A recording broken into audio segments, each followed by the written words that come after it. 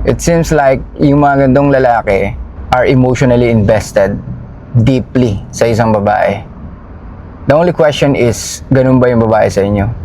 Hey! What's up mga rapay? Ito po yung lingkod, Suplado Moto. Matraffic na umaga sa ating lahat, anak ng patingo. Palabas pa lang tayo na NLEX traffic na, my God, tapos sa NLEX pa.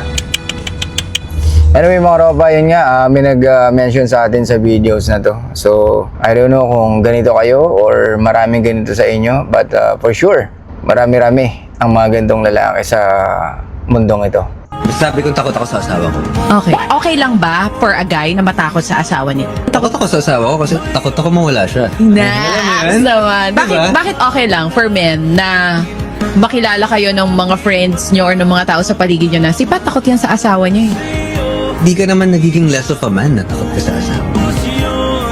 Diba? So what kung takot ka sa asawa mo? I respect my wife. Of course I'm scared of her. I'm scared of God. That's why ayoko mag-sin. Alam mo yun? I'm scared of my wife. That's why I don't want to hurt her. Yeah. Yun. Yun talaga yun. I don't want to hurt my wife. Naamoy nyo ba mga ropa? Hindi ko alam kung paano ako sasabihin sa inyo. Hindi ko alam kung paano ko i-explain sa inyo to. Pero most of men are like this. They are afraid to lose the woman. So, ang tanong, bakit? Diba? It seems like yung mga gandong lalaki are emotionally invested deeply sa isang babae. The only question is, ganun ba yung babae sa inyo? Kasi ganito mga robot, there's no such thing as same emotions or same feelings. So most of the time, those men na mas in love sa babae, kadalasan yung babae nawawala yung interest or yung attraction or bumababa. Don't get me wrong, pwedeng nag-i-stay ang isang babae because of the survival traits or things na nabibigay mo sa kanya. But it doesn't mean she feel the same way sa'yo. How dare you? Gets? Ang gulo medyo naguluhan ako Sabi niya, takot siya sa asawa niya, takot siya kay God. Kung meron tayong katatakutan, syempre si God dapat yun, hindi yung asawa mo. Gets? Ganda mga ropa, tanong ko sa inyo, bakit kailangan matakot kayo sa asawa niyo, matakot kayo sa girlfriend niyo? Bakit kailangan ganun? Do you think that's reality of relationship? Or do you think that's what you called love? Or a genuine love? Yung takot ka? I don't know what kind of takot yung ibig niya sabihin, pero ang nakikita ko talaga dito is hindi niya alam kung ano yung tinatayuan niya bilang lalaki sa relationship. For me, this is not a good idea for most of men na matakot kayo sa inyong asawa.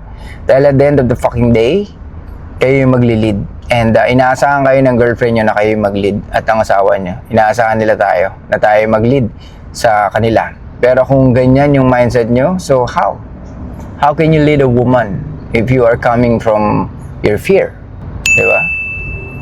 Walang problema na magkaroon ng conflict. Walang problema na mag-away kayo. That's part of the relationship. However, yung matakot ka na hindi mo alam kung bakit ka takot, yun ang medyo nakaka-cringe or very questionable. Diba? Bakit ka matatakot sa babae na kung ikaw naman yung nagpo-provide, nagpo-protekta? Diba? So, saan ka nanggagaling? Kasi kung nanggagaling ka lahat sa takot mo, then you're not genuinely love the person. Diba?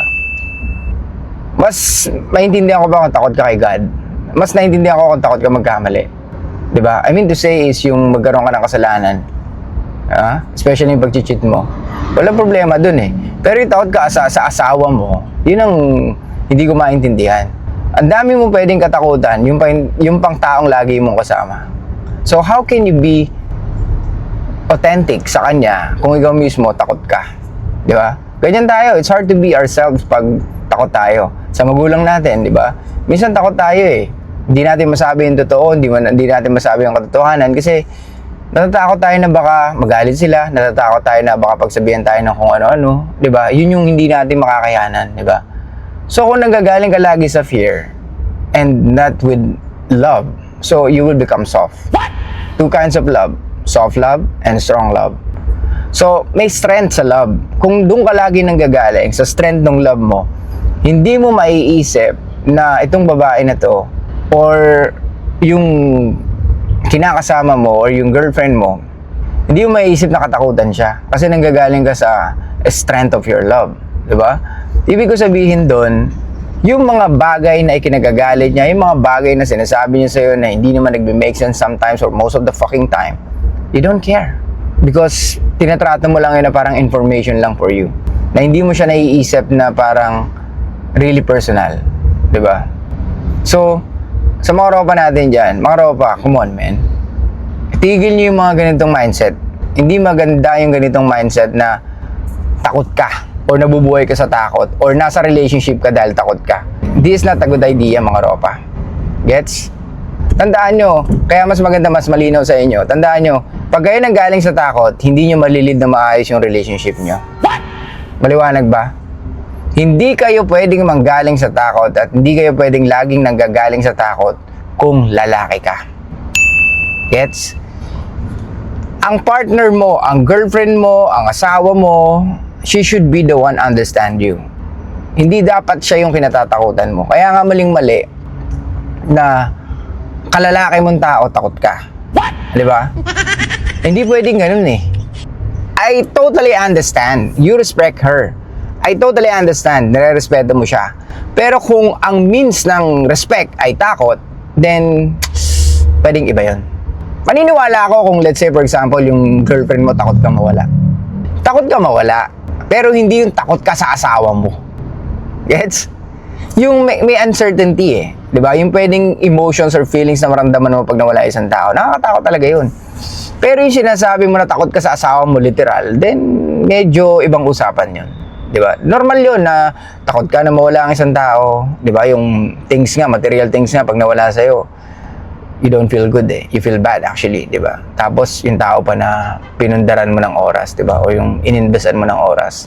So, I totally understand that. However, kung talagang sa relationship nyo, all in all, takot ka, then kailangan mag-isip-isip ka raw pa.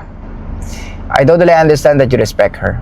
But most of women really want to be dominated. What I mean to say is, ayaw nila ng mga soft boy, ayaw nila ng hindi nila kayang kapitan. So kung ikaw, sa kanila pa lang takot ka na, then anong dating sa kanila nun? So mahirap kang pagkatiwalaan, mahirap pag nawala siya. Ayaw na ayaw ng babae nun. Ayaw niya nakadepende tayo sa kanila. Ayaw ng mga babae na dumedepende tayo sa kanila, lalo na sa emotions, pagdating sa emotions. Sila yun. Sila yung dapat nakadepende sa atin.